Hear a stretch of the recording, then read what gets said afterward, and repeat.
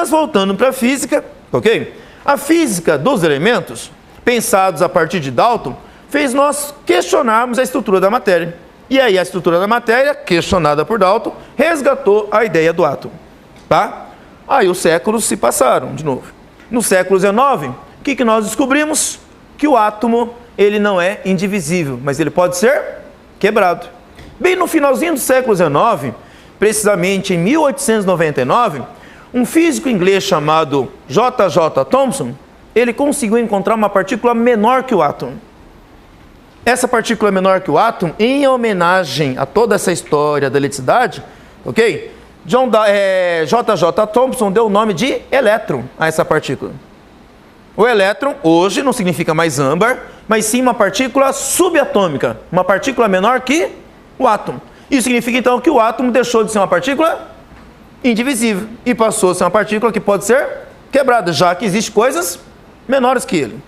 Dentro dessa história, na evolução do pensamento atômico, hoje nós temos uma compreensão mais ampla sobre isso, e a estrutura do átomo hoje é dividida em duas regiões, já que ele pode ser dividido numa região chamada núcleo, que fica lá no meio do átomo, que é extremamente pequeno e pesado, e uma região circundante desse núcleo, que nós chamamos hoje de quê? Eletrosfera. A eletrosfera é formada e é composta por partículas minúsculas, essas que foram encontradas por J.J. Thomson, que ele chamou de quê?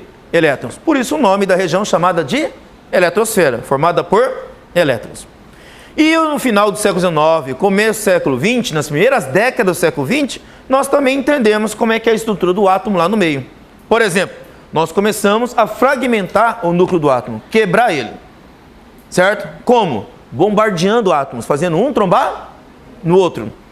Acelerando esses átomos a uma grande velocidade, até que um átomo-alvo sirva de barreira para um átomo projétil. Aí esses dois átomos vão trombar um no outro, e dessa pancada, dessa trombada, sai pedaço para tudo que é lado.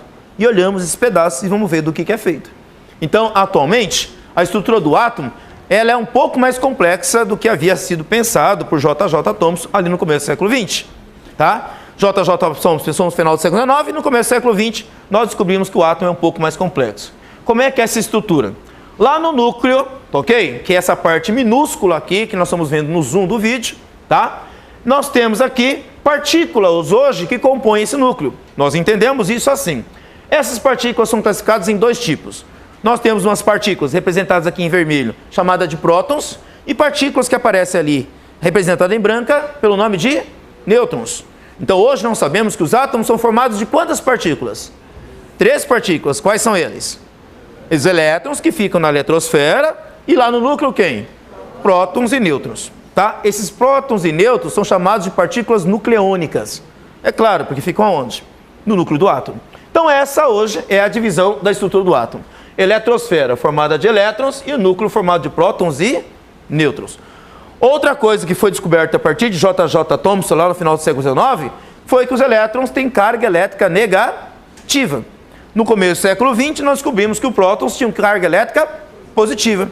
Então essa estrutura do átomo hoje representa que o átomo tem características elétricas, tanto negativa quanto positiva.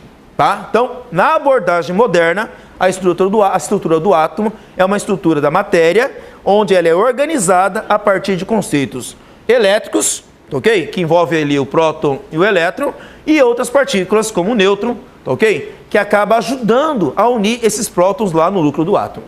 Tá?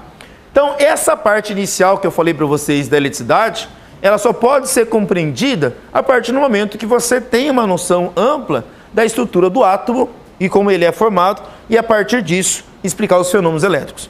É o que nós vamos fazer nesse momento agora. Bom, dentro do trabalho do estudo da eletricidade, toda a eletricidade parte da estrutura do átomo. O átomo tem partículas que são chamadas prótons, que têm carga negativa, e partículas chamadas elétrons, que têm carga elétrica negativa. Elas estão assim, bem organizadas. Os elétrons estão na eletrosfera e os prótons estão no núcleo.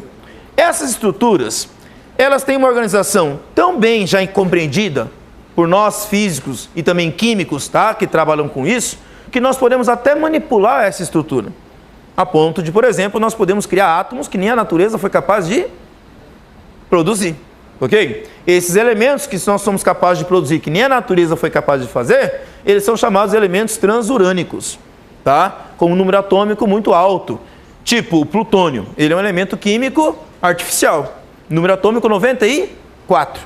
O que é o número atômico? Ele representa o número de prótons que existe no átomo e, consequentemente, também o número de elétrons. No caso do número atômico do plutônio, é 94. Isso significa que ele tem quantos prótons no núcleo? 94 prótons. Quantos elétrons ao seu redor? 94 elétrons. Então, significa que esse átomo, estruturado dessa forma, tá ok? Ele é compreendido da mesma forma que os outros átomos. E por ser do mesmo jeito, o que nós fomos capazes de fazer? Fabricar o átomo de plutônio. Tá? E até usamos eles, já o átomo de plutônio, para alguns fins, como fins bélicos, por exemplo. Nós conseguimos construir bombas atômicas com plutônio. Tá? Atualmente nós temos duas formas de construir bombas atômicas. A partir de um elemento químico chamado urânio, que é natural, e esse elemento químico artificial chamado de plutônio.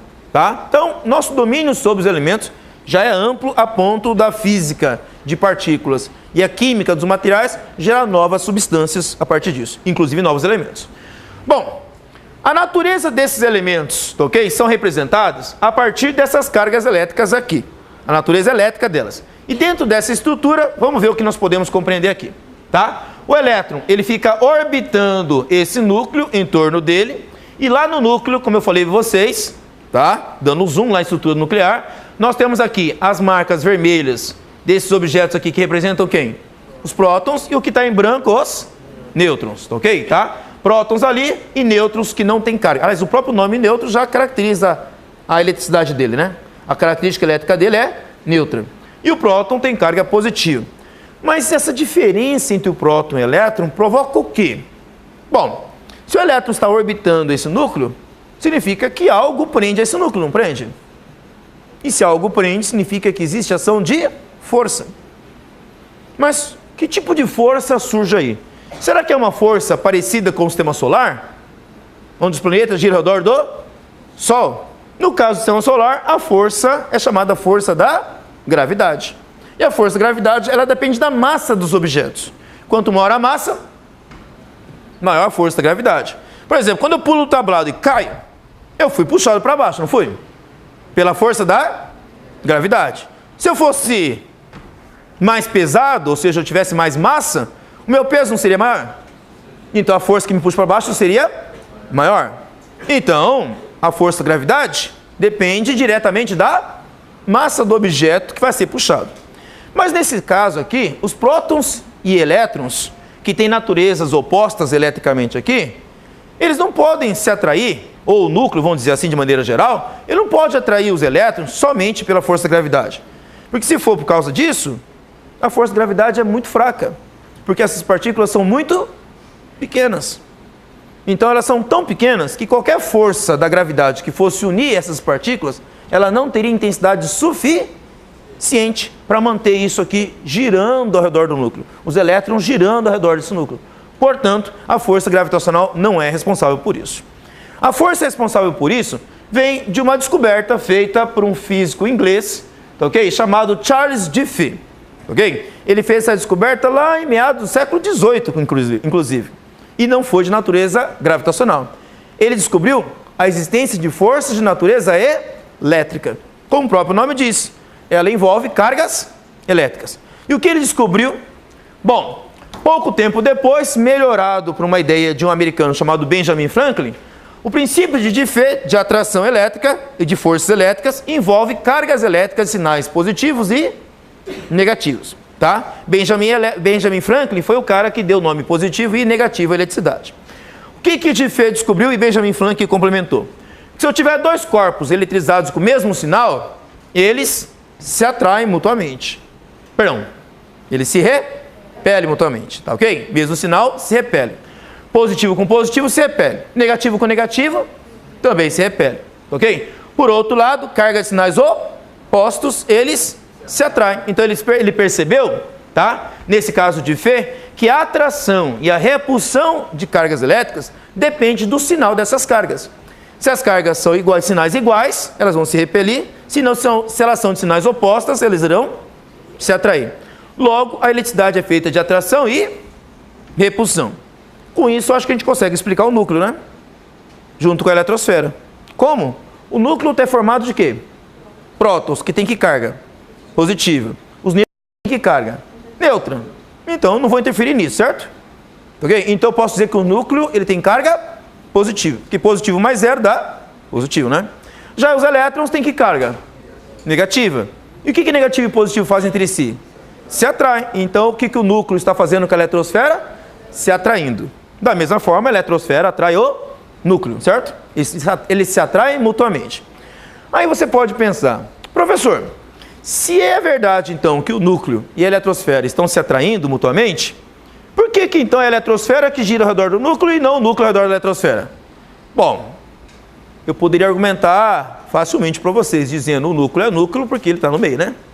Ok? Mas isso não explica nada, né? Ok? Na verdade, por que a eletrosfera gira ao redor do núcleo? Porque os corpos também têm massas diferentes. Essas partículas têm massas diferentes.